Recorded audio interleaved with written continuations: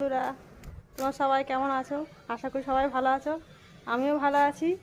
তো এখন আমরা পতাকা লাগাবো, দেখো, দেখতে থাকো তোমরা। এই দেখো সেই পতাকা, এটা এখন আমরা লাগাবো। এটা আমার লোক কিনেছিল অনেক দিন আগে, 4-5 বছর হয়ে গেছে।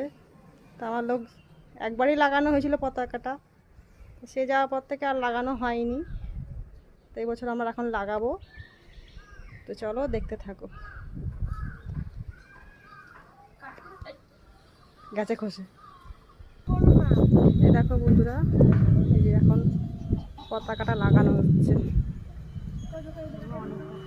আমার যায় ছেলে মিলে লাগাচ্ছে। কি সুন্দর লাগছে না বলো পতাকাটাকে?